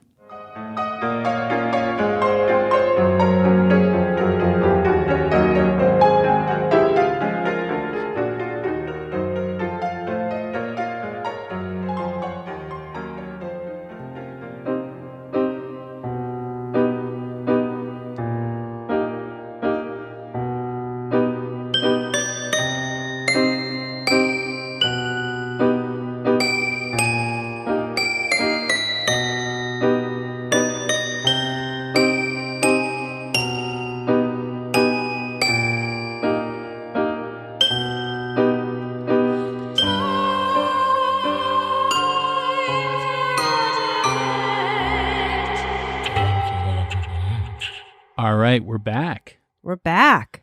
Okay, so this is going to be a really weird debate because, I mean, I think you kind of have to prove that it's ghost and not just any paranormal activity. I don't know about that. I mean, to me, I think the question is there paranormal activity happening at this ranch? And I guess the question is, what do you consider paranormal activity? What do you consider paranormal activity, So, Rebecca? I mean, paranormal. I consider nothing to be paranormal activity. So I guess that, so things that maybe don't have a clear explanation that we understand, they're kind of Are out of the UFOs? normal.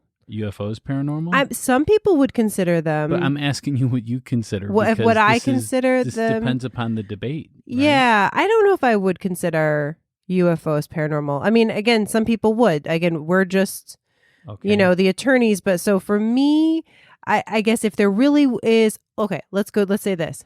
If it truly is like a sentient beings from another planet that are here on an aircraft of some sort that they have made, then that's real. That's tangible, and that is a thing that I would say is maybe, I guess you could say, not paranormal, should we prove their existence. But then, like Jack was talking about it being energy, Yeah. right? That like can change or something, and maybe it's from another But what dimension does Jack know? or a parallel universe. What does Jack know? Well, Jack doesn't know. We don't know. No, he knows everything. That man knows everything. Seriously. But that to me would be more paranormal. Okay, but we have to continue defining this. So what about cryptids? I think they fall under paranormal because they're kind of outside of our normal I disagree. world. So this is going to be a really hard debate. Okay, for well, us that's all, okay. We so- don't have to agree, right? Okay. Isn't that kind of our thing that we don't Yeah, but I want to always- be able to debate on the same terms, though. Well, that's the thing. Okay, so what did Jack call this? Like High strangeness. High strangeness. So when it comes to high strangeness, this is going to be different because there's going to be some pieces of evidence where you might be the believer. All right. Well, we'll see. So let's get into it. Okay, here we go. So piece of evidence number 1, we're going to start, because this is Skinwalker Ranch, we're going to start with Skinwalker sightings. Okay. Right? So seeing a wolf-like creature, some sort of creature, right? Yes. And we're going to talk about a specific instance with Tom Gorman. Mm-hmm. Now, Jack mentioned Gormans. I do believe they were farmers on the ranch. They didn't own it, but they were there. So it attacked one of his cows, he says, and he shot it 3 times at close range with a .357 Magnum pistol. Mm-hmm. The animal wasn't wounded and remained completely calm, even when Tom followed up with a few rounds from his U.S. Army-issued Springfield rifle. Even more strangely, when Tom and his sons tried to track the huge beast, it disappeared, with its tracks in the soft ground coming to an unexplained end.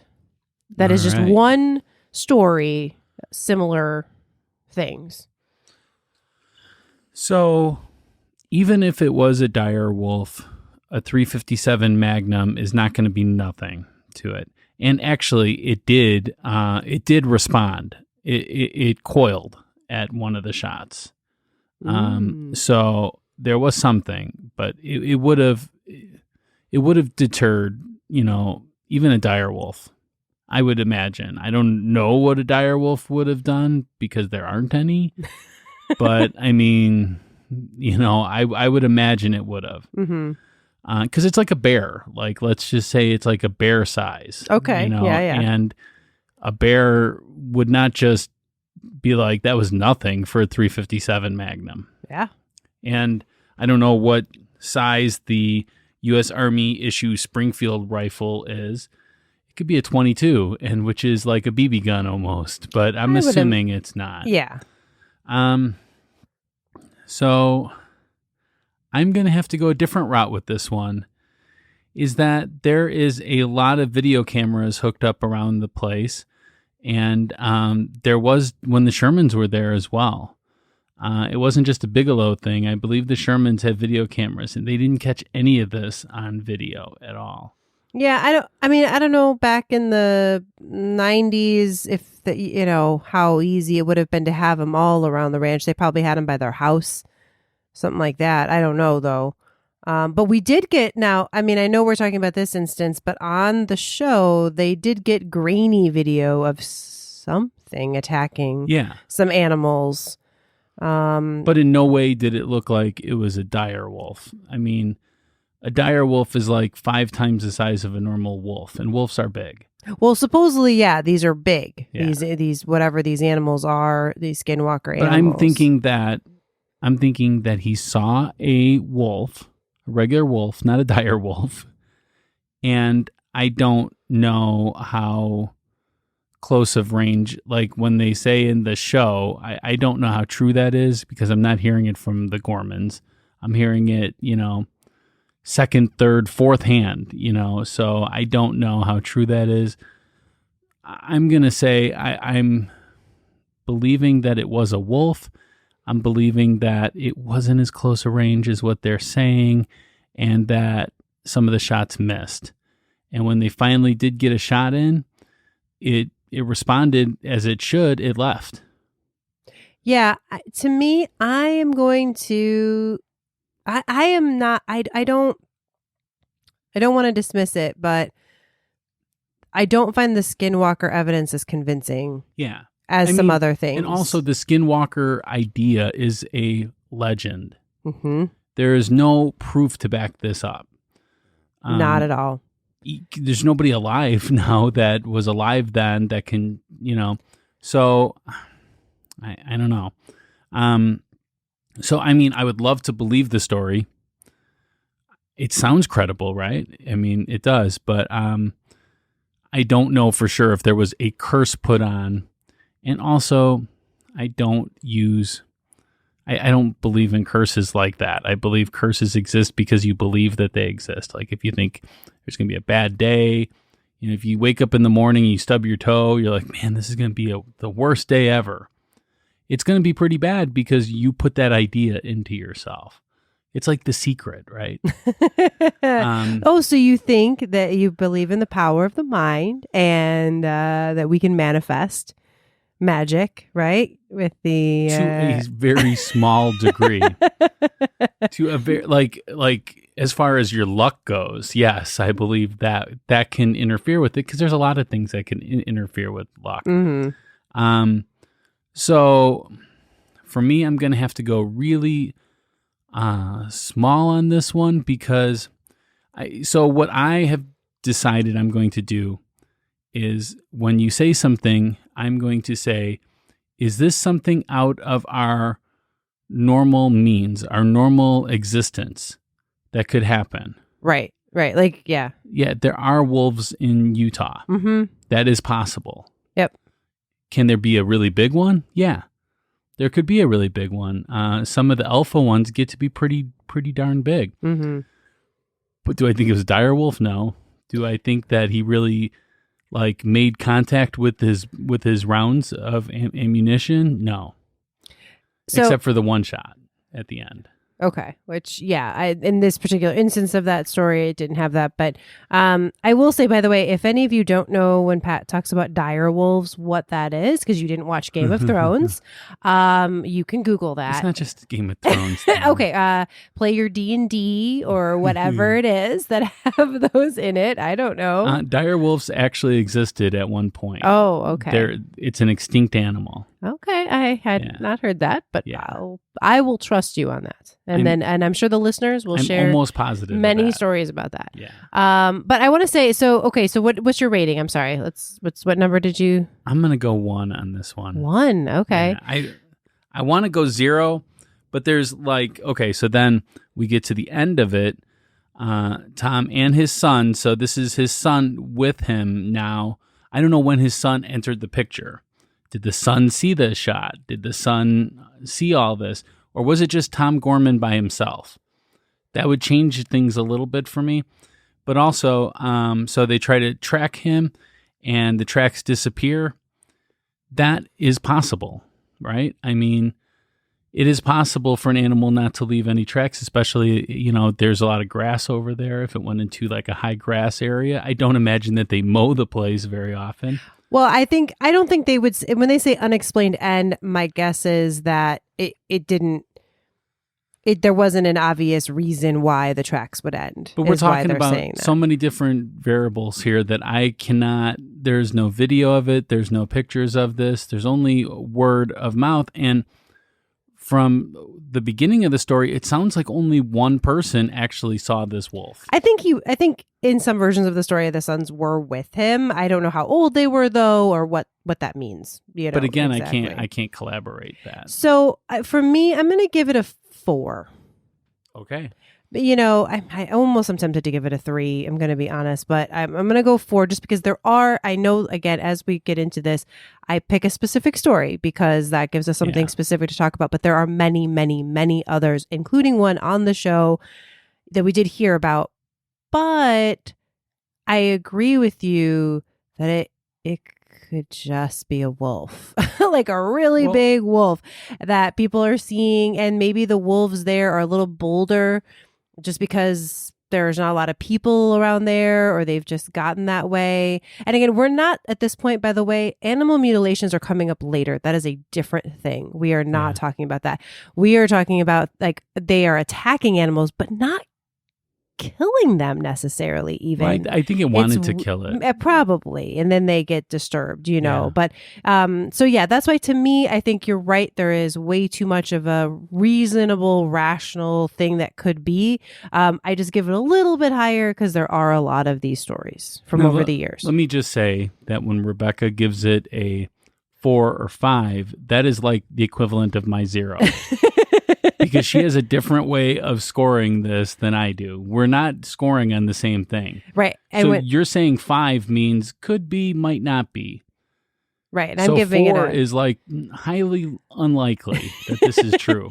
Well, and when Pat gives something a 1 or a 2, that's like a 10. No, it's not a 10. All right. So let's go ahead to number 2 here. So here we go. The Big Kahuna UFO sightings. They saw the Big Kahuna? This is big. So UFOs, ufology, right?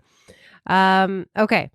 Yes. Brandon Fugel, right, the current owner, says, 6 months into our investigation, I had an experience while entertaining a visiting dignitary in his security detail that involved an undeniable sighting of what can only be described as a 40 to 50 foot long, silver, grayish, disc-like object that performed maneuvers that were stunning and defied conventional explanation. Fugel stressed that this sighting was in broad daylight and included several witnesses. He says after the sighting, they continued to experience paranormal phenomena. So he calls it paranormal to see this UFO. Yeah, I do not believe it's paranormal in a sense. I believe it's inside the realms of science that it could be, because scientifically we have to say, what are the chances that there are life outside of Earth? Oh, I think it's for sure. Yeah. So, I mean, so we have to assume that it could be true. I mean, and that maybe they could be here. That would explain a lot of things like the radiation and stuff like that. I don't think it's a wormhole or a gateway or anything like that. When there's a UFO, they travel great distances in short time span. I mean, for us to get to Mars, it would be like the lifetime of a person. So you have to be able to travel at higher speeds, higher velocity. And I believe it's some kind of radiation. That's what it seems to be to me. Now, this particular incident, seeing the pictures of it, I do not believe this one to be a genuine UFO. It is not one of them. Okay, so like I mentioned with the interview with Jack, isn't it weird to you that as we've modernized, these UFOs have modernized?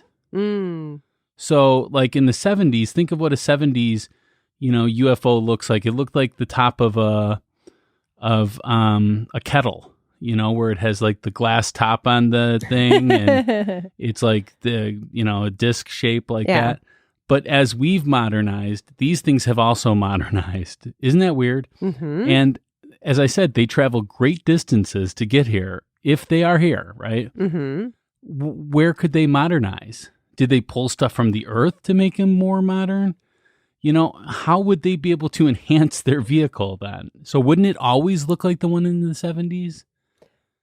I don't know. I mean, the ones in like the 50s were like the discs, I think. And I think there was some science fiction writers that maybe drew them that way, then kind of that gets into your consciousness. So if you do see some weird object in the sky, you don't know what it is, your mind maybe kind of paints that picture for you, versus now we have like the tic tac whatever UAP, right? Yeah. So that's another thing I was going to talk about here is that, so in the show, they show those pictures. Now, the ones of this one, the cigar shaped one, I don't believe that one to be an actual UFO. It just looks a little strange to me.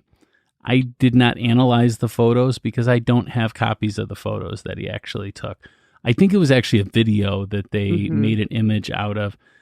Which can cause some issues and stuff. I don't want to say that they made it up or anything like that. I don't know what it is. I just don't believe that that's what it... I don't believe that that's... Because there's several different types of UFOs, right? Yep, and the scar-shaped one is a common sighting. It is a common one, and I just never really... It doesn't really hold any credence with me. Okay. Now, there were other ones in there. There was one that was like a white ball. Mm-hmm. That one, surprisingly, looks like the weather balloon that they lost a couple days prior to that. And now, and by the way, he's talking about on the Skinwalker Ranch TV show, The Secrets of Skinwalker Ranch, yeah. So that one, I believe, is probably like the weather balloon or something like that. Maybe another weather balloon that somebody else was doing an experiment with and got away from them. I don't know. Also possible. the third one, the Okay. dark one, Okay. the one that looks like the Tic Tac, Yeah. that one I have more trouble with because they do weird things. Like they didn't do it with this particular picture, but the Tic Tac one, they've analyzed it in many different ways. Mm-hmm. They've looked at it through like ultraviolet and different kinds of, things. And there's like a weird heat signature around it. So that one I would believe more. Now, I don't believe it's as fast as what they're saying, because the picture kind of looks like it was zoomed in or zoomed out when it was moved. So I don't even know if it moved at all. But that is the shape that I would buy more into. Okay. Yeah. It looks like something that's not from the earth. Okay. Whereas that cigar shaped one looks like something we could build here, and somehow get it off the ground. I don't know. Maybe it's some huge drone or something like that. I gotcha. But the other one doesn't look like something that we could create. Okay. It almost looks like a top, Yeah. It's black and it looks like a top in that it has the top of it, and then it has like a slim section in the middle, and it has like a stem almost. Okay. You know what I'm talking Yeah, about? I do. Yeah. I do. Okay. Yeah. So for this particular one, I'm going to have to go pretty low because I don't believe in the cigar shaped one. Okay, but let's just say though, what about UFO sight? I gave this as just an example, but like we need to talk about like UFO sightings at Skinwalker Ranch. Like, do you believe there have been UFO sightings at Skinwalker Ranch? So yeah, I do believe in UFOs. I do believe that there is a possibility that they're here. Where I run into problems is when I try to think of why. Why would they be over this ranch in the middle of Utah? It just doesn't make sense. Well, what's there? So I know we focus a lot on the ranch, but the whole basin for 30 years, whatever, this is me being the old person. It's this. The 70s was more than 30 years ago, Rebecca. But for whatever number of years, there have been sightings. Like there was like a middle school teacher back in the 70s that saw a UFO again in that area. So it really isn't just the ranch. Like it is that whole area is like known for UFO but sightings. Still, why? Why there? I don't know. Maybe there's energy there that they need. Okay. I have no idea. I don't believe any of this. So I'm just where, trying to help. But that's where I come into problems, is when I try to think of the why. Uh-huh. Also, the Myers family that were there for 60 years that didn't have the ranch named after them, which really bothers me, that the Shermans were there the least amount of time and they named it after themselves. The Myers family never had anything happen. Now, you say that, but I did read that they did tell the Shermans that they saw things, and that even like there's like Who said this? The Shermans or the Myers? Actually, that particular piece, Brandon said that he heard that they told the Shermans. But again, it is a little bit. But then there was a commenter on that post that said, now again, a little bit of hearsay, but that from the area, that people in the area would say that Edith Myers would absolutely tell people like, oh yeah, like this weird thing happened. They just didn't make it public. Okay, well, but I don't know. Again, it's a bit of hearsay. There 60 years though, and if there they was did, that they much must have liked there, it, no matter what. So I'm gonna have to go low on this one. But if you are asking me if I believe that, so you're not just asking me if UFOs are possible, because we already know I'm a believer in that. Right. No, we're saying at this ranch. Okay. At this particular location, is it possible that UFOs visit there? Yes. Okay. I'm going to have to go, and I am doing some math here because I'm taking into account that I've heard that the Myers never had an experience. So I'm taking that into account. Absolutely. I'm also taking it into account that this is on the frickin' History Channel. And the History Channel used to be about history, remember? It used to be, yeah. Like, used to be World War II documentaries and stuff. Sure. No, there's none of that stuff there anymore. So it's on the History Channel. So I'm taking that into account too, right? Mm-hmm. Okay. So I have a number. You have a number in mind. Okay. You willing to guess? I'm going to say 3. Nope. 4. 5. I wasn't ready for I'm that, going listeners. 5. I wasn't ready for that, listeners. Oh my God, that's like a 20. No, it's not a 20. Oh my goodness. Okay. The UFOs, but so also, I'm do going to not get to talk consider at that- some point, I promise. I'm sorry, I don't mean to cut you off, but I need to make I need to, like, I gave you a chance to speak about this, but Yes. I want to make sure that I explain myself fully for this. You're given a 5, so you need to offer some explanation, I think. Yes. So yes, I'm going to give this a 5, but I also do not consider that paranormal activity. Okay. So Yep. as far as the debate goes, Gotcha. I'm giving that a 0. Like your overall rating for the we don't know where we're going to be at with that, but you will not be putting this will not be taken into account when you answer the question. Yeah. Do you think there's paranormal activity at the ranch? Yeah, this will not factor into because that. to me this isn't paranormal. This is, can this happen within our rules of science? It really pushes the rules of science, but yes, it can. Okay. Right? Gotcha. I mean, wouldn't you agree that yes, it can? I mean, okay, I'm going to say yes, it can, but I feel like this is a far less probability than a wolf being like a thick creature. You know what I mean? Like, so to me, again, UFOs, like, okay, theoretically, yes, I do believe there's probably life out there, and there could even be intelligent life out there. That's, I think, very possible. However, I am not sure about them having been to Earth, like that they come here, that we would not know that. I mean, like a lot of these stories sound credible until you really dig into them, and then sometimes they kind of fall apart. Now, do I think it's possible that, again, there is some sort of weird ball of energy that might show up that kind of looks like it's something? And again, this is, by the way, I am accepting the official unidentified aerial phenomenon TikTok video, because that one is really weird. I just don't think we know yet what happened there. So again, I am not. Did you say TikTok video? TikTok. Okay, I thought you said TikTok. I know do you watch love a lot of TikTok, but is it a Bones Day? It was a Bones Day today. He's Okay. at grandma's. Okay. So yes. Sorry, go Bones ahead. Day. I'm sorry. Anyway, so I don't, for this particular piece, where they saw the disc-like object, and some of the other ones that The we saw, cigar-shaped one, the balls of light, the ball of dark, the white ball, the dark, there's been a blue ball thing there. Rebecca. It's a family show. So for me, I'm giving it a 3. A 3. Okay. Yeah, it's just not believable too much to me. Like, again, I will allow it's not impossible. I am at my heart a believer, but I am far less a believer when it comes to UFOs. Okay. Okay.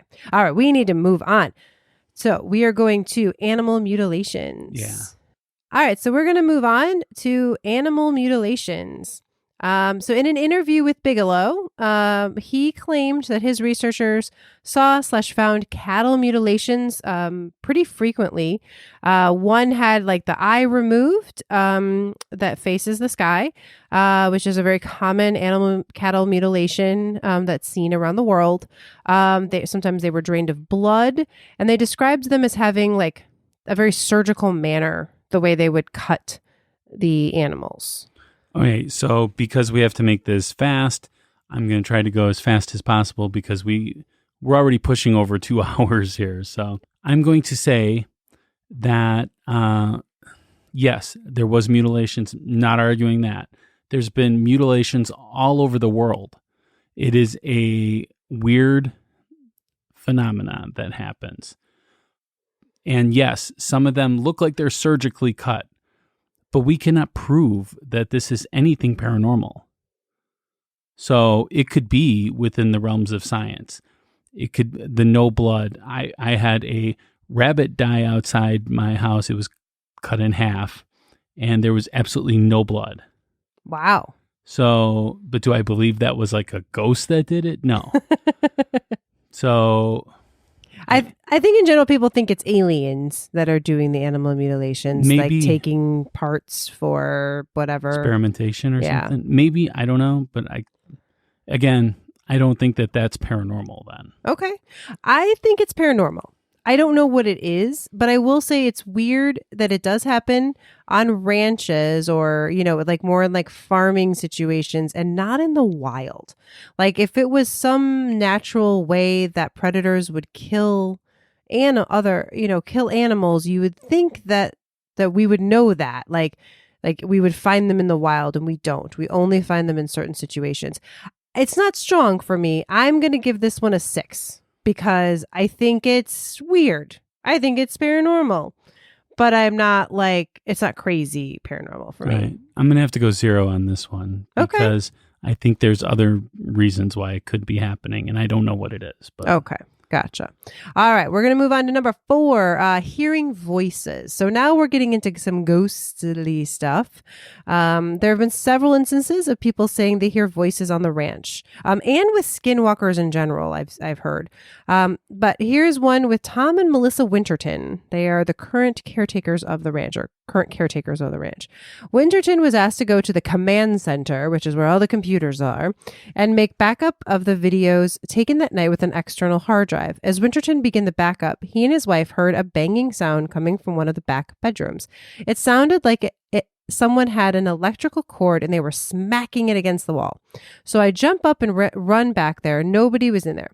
I've spent a ton of time in the command center. I know the usual sounds that it makes and what the water heater sounds like when it turns on. This was different, Winterton says. So we are freaking out at this point. I sit down back at the computer,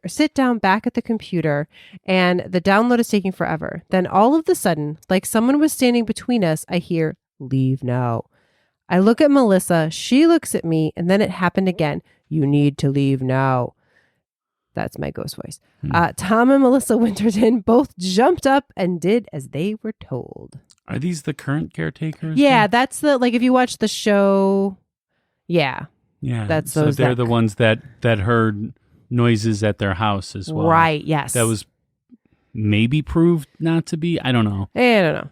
So it's the boy that cries wolf kind of thing. They're saying that they hear voices everywhere, it seems. And they hear knocking and they hear, footsteps and they hear all this stuff. So at some point, why are they hearing this and nobody else hears this? Well, it's not that nobody else does, but yeah, but they spend the least amount of time in the command center. True. Dragon spends a lot of time in there. The other weird guy with the magnet spends a lot of time there. So I would say that I don't know if they know what they're doing in that room, and I think that there's got to be some explanation. I'm not there to hear it. I can't play a video or audio tape or anything like that to be able to hear that, to figure out what the sound can be. So I can't really debate that. Well, it's tricky. I did watch a video where someone claimed a skinwalker was talking to them, but it's a video where you have to question, did someone just insert that audio? So even a video doesn't necessarily, I think, help with that. No, but it gives me something to be able to, maybe it sounds like a car engine or something when it says "leave now." I don't know. I gotcha. That makes sense. I have no idea where to go with that. Mm-hmm. I don't know how clear it was. Was it "leave now"? Mm-hmm. Or was it, it's like, so those are two different things to me to be able to argue with different ways. Yeah, no, that makes sense. So, yeah. And I will also just mention that Mr. Sherman Terry Sherman claimed at the end that he was starting to hear voices, and that's why they sold it. Okay. So what's your rating? I'm going to have to go 1 on this one because I can't, I don't have anything to go on to be able to argue anything more. So. Gotcha. I am going to give this one a 5. Okay. Again, I think it's possible, but I also feel like there's a lot of energy and different things going on there that could be making people think they hear things that they don't, though there were 2 of them And they both claim to hear it, though they are married, so they could just be backing each other To up. become one. Yes. I don't know if they're married. I think they are. Yeah, they have the same last name. They So living we're in going to say. sin, Rebecca? I think it's no, I don't think it's. I think they are. All right, here we go. Last one. I wasn't going to include 5, but I had to when I found this. Poltergeist activity, which is also a big claim at the ranch. Dragon Arnold spoke to a Vice reporter and shared a paranormal experience he had. He said, nothing at first, meaning he didn't experience anything. I thought it was all a bunch of, crap. We'll say that. Then one night, I'm in one of the bedrooms in the ranch house. I'm lying down trying to get sleep. And then all of a sudden, bam, something slams into my bed. It's like when your kids jump into bed with you or someone big need the bed. I don't know exactly what that means, but we'll go with it. I sit up and turn on the lights and nothing's there.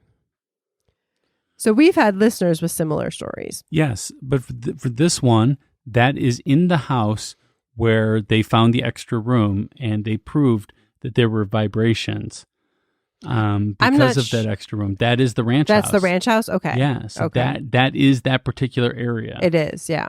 So either one, they are saying that didn't prove anything, the vibrations, or this happened before that, maybe, and now he's just talking about it.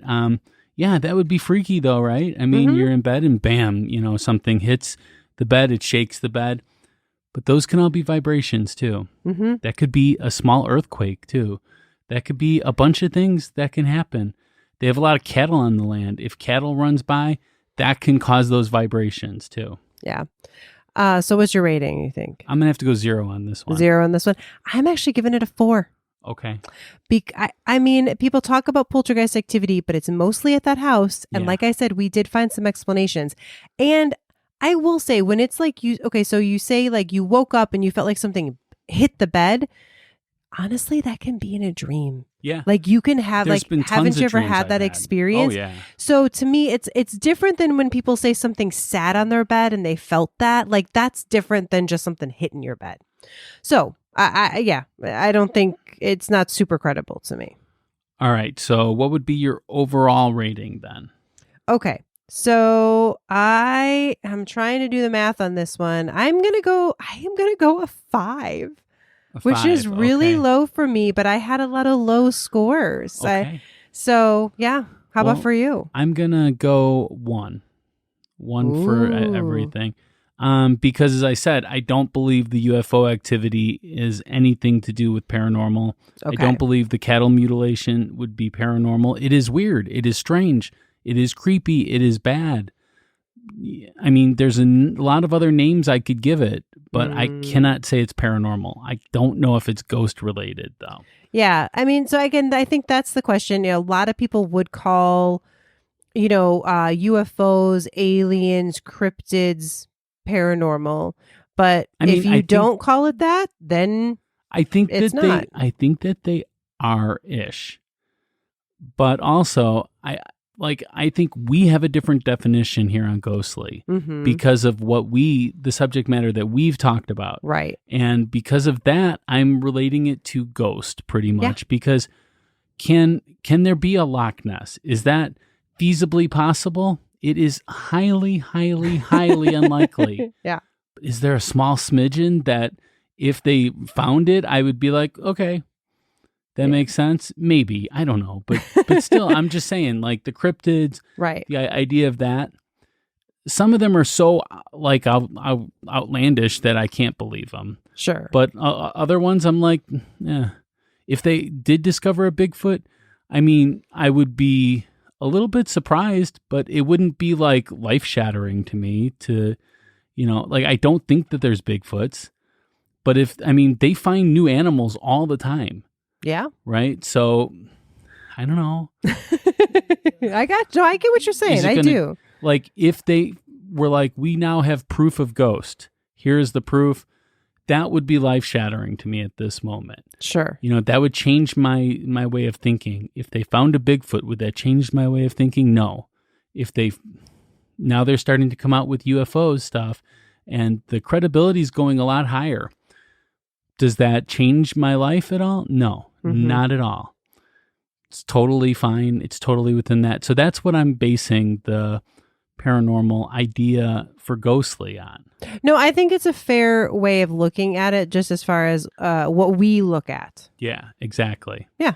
All right, so that brings us to the closing arguments. This is our last chance to convince you to vote our way. We are each given 1 minute of uninterrupted time. We will time each other on our cell phones because Rebecca likes to fib. Hey. Are you ready, Rebecca? Yes. All right, and begin. Okay, so Skinwalker Ranch is a weird place with a lot of weird stuff that's happening.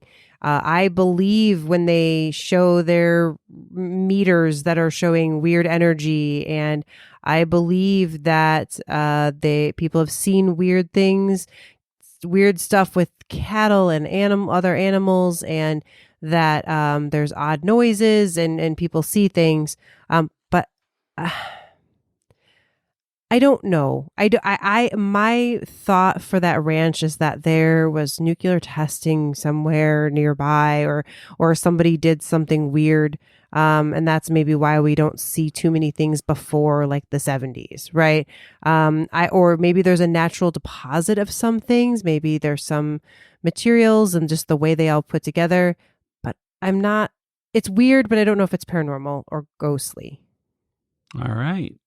You had like 2 seconds left. I did. I just want to say, like, that's why I do a 5. Because is it weird? Yes. I don't know that it's paranormal. I got you. Okay. All right. You ready? I am ready. Yes. Okay. And go. So, yes, do I believe it's a place of high strangeness, as Jack said?